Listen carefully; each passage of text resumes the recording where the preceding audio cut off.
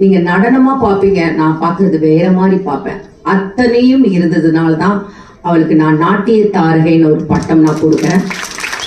அந்த பட்டம் கண்டிப்பா என்னோட லெட்டர் இதுல அவளுக்கு நான் ஒரு லெட்டரா அமைச்சு அதை அவ ஃப்ரேம் பண்ணி வச்சுக்கலாம். நாட்டிய, ஏன்னா எனக்கு கிடைச்சா அந்த நாட்டிய தாரகை அவளுக்கு நான் கொடுக்குறேன். எனக்கு கொடுத்த நாட்டிய தாரகை எனக்கு பத்மா சுப்பிரமணியம் அவர்களும் அண்ட் கமலஹாசன் அவர்களும் கொடுத்த எனக்கு ஒரு அவார்டு. அந்த அவார்டு நாட்டிய தாரகை நான் சக்தி பூர்ணிக்கு கொடுக்குறேன். ஏன்னா அந்த மாதிரி மெய் மறந்து நான் பார்த்துருக்கேன். அவள் இன்னும் நிறைய மேடையில் இருக்கணும். இப்போ நான் பார்த்துட்டேன், என்னோட நடன மேடையில் சக்தி பூர்ணி 100% இருப்பா. நன்றி, வணக்கம். அவள் நல்லா நிறைய பண்ணணும்.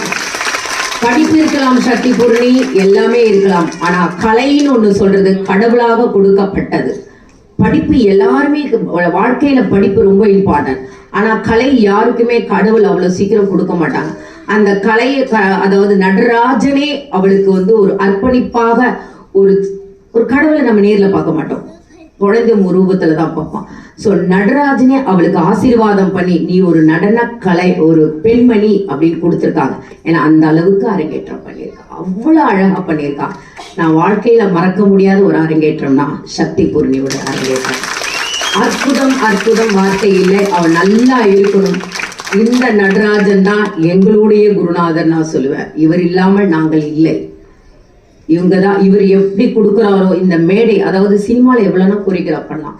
இந்த மேடையில நம்மளுக்கு சக்தியும் தைரியமும் ஒரு இடத்துல ஒரு தப்பு செய்யாம இருக்கிறதுக்கு இந்த மேடை தான் எங்களை காப்பாத்துது.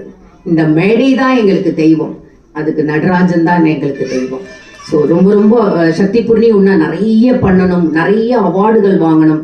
உன் திறமையை ஸ்டாப் பண்ணாத.